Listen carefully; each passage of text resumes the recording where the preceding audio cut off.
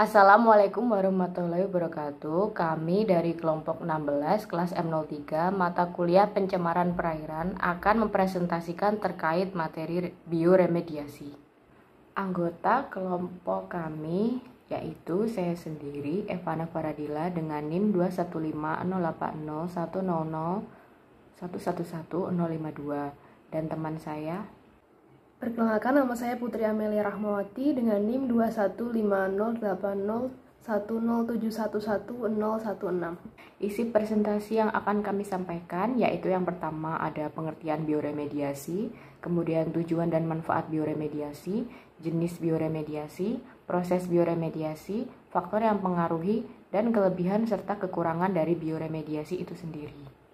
Yang pertama ada pengertian bioremediasi. Bioremediasi itu sendiri merupakan proses menghilangkan polutan dan komponen kimia yang bersifat toksik di lingkungan menggunakan mikroorganisme yaitu bakteri, alga, dan fungi uniseluler atau multiseluler ataupun tumbuhan.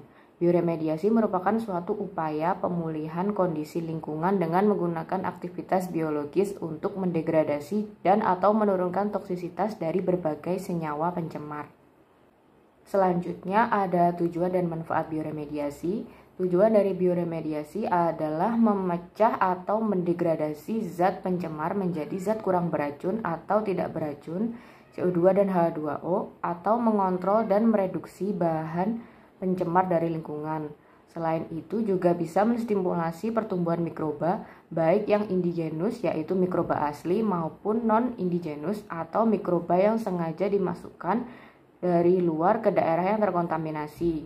Juga bisa untuk menciptakan kondisi lingkungan yang sesuai untuk meningkatkan intensitas kontak langsung antara mikroba dengan senyawa kontaminan di lingkungan baik yang terlarut maupun yang terikat oleh partikel untuk mengalami biotransformasi, biodegradasi, bahkan sampai biomineralisasi.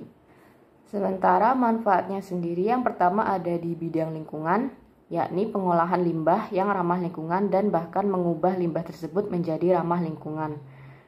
Kemudian dari bidang industri, yakni bioremediasi telah memberikan suatu inovasi baru yang membangkitkan semangat industri sehingga terbentuklah suatu perusahaan yang khusus bergerak di bidang bioremediasi. Dari bidang kesehatan, dengan pengelolaan limbah yang baik, pencemaran dapat diminimalisir sehingga kualitas hidup manusia jauh meningkat. Sementara dari bidang ekonomi, karena bioremediasi menggunakan bahan-bahan alami yang hasilnya ramah lingkungan, sedangkan mesin-mesin yang digunakan dalam pengolahan limbah memerlukan modal dan biaya yang jauh lebih sehingga bioremediasi memberikan solusi ekonomi yang lebih baik.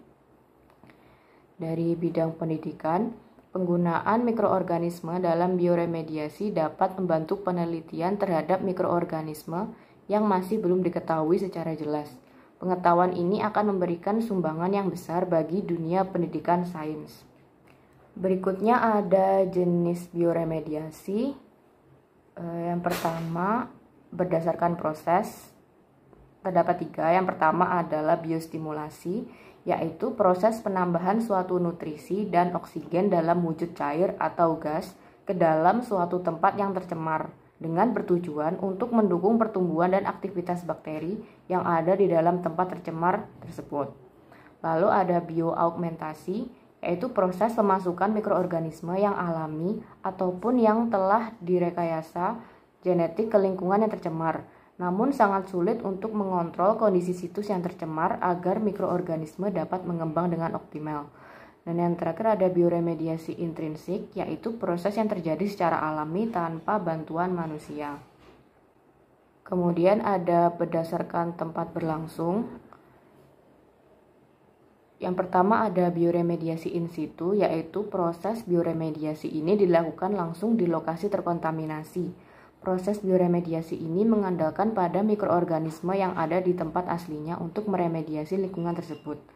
Kemudian ada bioremediasi ex situ, yakni proses bioremediasi yang dilakukan di luar tempat asli mikroba atau terjadinya pengisolasian mikroba, yang dilakukan dengan mengambil limbah di suatu lokasi, kemudian dilakukan treatment di tempat lain.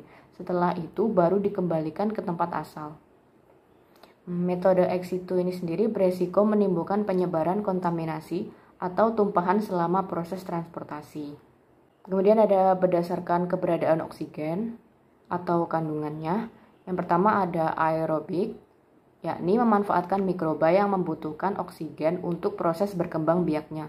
Cara ini juga merupakan upaya composting untuk mengoksidasi jamur yang membantu proses penguraian. Teknik aerobik secara mekanis melalui bioventing pasif atau memasukkan udara terkompresi ke dalam tanah atau di bawah permukaan air dengan biosparging. Lalu ada anaerobik, yakni pada kondisi kontaminasi logam berat banyak menggunakan teknik anaerobik, seperti menghilangkan kontaminasi oleh poliklorinat, bipenilis atau triklorotilen. Teknik anaerobik ini adalah bentuk spesial yang membutuhkan teknik yang lebih canggih dan pemantauan yang tepat. Baik, selanjutnya yaitu mengenai proses dari bioremediasi. Bioremediasi sendiri mengacu pada segala proses yang menggunakan mikroorganisme seperti bakteri, fungi, ragi, alga, dan enzim-enzim yang dihasilkan oleh mikroorganisme tersebut untuk membersihkan atau menetralkan bahan-bahan kimia dan limbah secara aman. Dan salah satu alternatif dalam menghadapi masalah lingkungan. Proses utama dari bioremediasi ini yaitu yang pertama ada biodegradasi, lalu biotransformasi, kemudian ada biokatalis. Saat bioremediasi ini terjadi, enzim-enzim yang diproduksi oleh organisme memodifikasi polutan beracun dengan mengubah struktur kimia polutan tersebut. Di mana enzim mempercepat proses tersebut dengan cara menurunkan energi aktivasi, yaitu energi yang dibutuhkan untuk suatu reaksi. Pada proses ini terjadi biotransformasi atau biodetoksifikasi senyawa toksik menjadi senyawa yang kurang toksik atau degradasi. Degradasi senyawa kimia oleh mikroba di lingkungan merupakan proses yang sangat penting untuk mengurangi kadar-kadar berbahaya di lingkungan. Dalam proses degradasinya, mikroba menggunakan senyawa kimia tersebut untuk pertumbuhan dan reproduksi melalui berbagai proses oksidasi. Enzim yang dihasilkan juga berperan untuk mengkatalis reaksi degradasi, sehingga tidak membutuhkan waktu yang lama untuk mencapai keseimbangan. Supaya proses tersebut dapat berjalan secara optimal, diperlukan kondisi lingkungan yang sesuai dengan kebutuhan pertumbuhan dan perkembangbiakan mikroorganisme.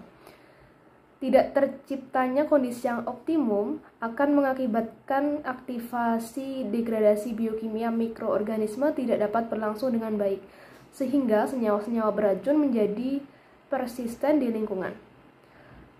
Agar tujuan tersebut dapat tercapai, diperlukan pemahaman akan prinsip-prinsip biologis tentang degradasi senyawa-senyawa beracun, pengaruh kondisi lingkungan terhadap mikroorganisme yang terkait, dan reaksi-reaksi yang dikatalisnya. Dan salah satu cara untuk meningkatkan bioremediasi adalah melalui teknologi genetik, di mana teknologi genetik molekuler sangat penting untuk mengidentifikasi gen-gen yang mengkode enzim yang terkait pada bioremediasi. Karakteristik dari gen-gen yang bersangkutan dapat meningkatkan pemahaman kita tentang bagaimana mikroba-mikroba memodifikasi polutan beracun menjadi tidak berbahaya. Kemudian selanjutnya ada faktor-faktor yang mempengaruhi proses dari bioremediasi. Menurut Puspitasari dan Khairuddin 2016, faktor-faktor yang mempengaruhi proses dari bioremediasi itu ada mikroba, nutrisi, dan lingkungan. Yang pertama ada mikroba. Mikroba ini memiliki kemampuan untuk mendegradasi, mentransformasi, dan menyerap senyawa pencemar. Mikroba yang digunakan dapat berasal dari golongan fungi, bakteri, ataupun mikroalga. Kemudian yang kedua ada nutrisi, di mana mikroorganisme ini memerlukan nutrisi sebagai sumber karbon, energi, dan keseimbangan metabolisme sel. Nutrisi ini akan menunjang kebutuhan dari mikroba. Jadi nutrisi ini bisa didapatkan dari lingkungan dengan keberadaan senyawa organik yang akan menjadi sumber makanan. Sehingga nutrisi merupakan faktor yang penting agar mikroba itu bisa melakukan proses degradasi secara optimal. jenis nutrisi yang dibutuhkan bagi mikroba, diantaranya ada unsur karbon, nitrogen, dan fosfat. Selanjutnya ada enzim. Enzim ini akan dihasilkan oleh mikroba untuk mempercepat proses perombakan senyawa yang kompleks menjadi senyawa yang lebih sederhana. Enzim ini dihasilkan oleh mikroba sehingga aktivasi enzim ini juga sangat dipengaruhi oleh pertumbuhan dari mikroba tersebut. Apabila mikroba tumbuh dengan optimal, maka bisa dipastikan bahwa aktivasi enzim ini bisa dipenuhi dengan baik. Lalu ada faktor lingkungan. Lingkungan juga menjadi sebuah faktor kunci optimalisasi agar mikroba itu bisa tumbuh dengan baik dan tumbuh secara optimal. Lingkungan yang berpengaruh antara lain itu ada oksigen, suhu, DO, dan juga pH. Lalu kemudian yang terakhir ada kelebihan serta kekurangan dari proses bioremediasi. Secara umum proses dari bioremediasi ini memiliki beberapa kelebihan. Namun kelebihan tersebut selalu diimbangi dengan kelemahan walaupun hanya sedikit. Berikut merupakan perbandingan dari kelebihan dan kelemahan dalam proses bioremediasi. Kelebihan yang pertama itu ada efektif dan ramah lingkungan. Kemudian proses reduksi bisa dilakukan terus-menerus selama nutrisi masih terpenuhi. Lalu yang ketiga ada teknik pengolahannya mudah diterapkan dan biayanya terjangkau. Kelebihan yang pertama itu ada efektif dan ramah lingkungan, kemudian dapat dilakukan secara in situ dan ex situ. Yang ketiga, tidak merusak tempat yang akan diremediasi. Yang keempat, proses reduksi bisa dilakukan terus-menerus selama nutrisi masih terpenuhi. Yang terakhir, mudah diterapkan dan biayanya terjangkau. Untuk kekurangannya sendiri, yaitu membutuhkan pemantauan yang intensif, lalu berpotensi menghasilkan produk yang tidak dikenal. Yang ketiga, pertumbuhan mikroba yang akan mendegradasi itu lambat. Yang keempat, tidak semua bahan kimia dapat diolah secara bioremediasi. Kemudian yang terakhir, prosesnya itu berlangsung lambat. Berikut ini merupakan daftar pustaka yang kami gunakan dalam penyusunan PPT materi bioremediasi. Sekian presentasi dari kelompok kami, kurang lebihnya mohon maaf. Terima kasih. Wassalamualaikum warahmatullahi wabarakatuh.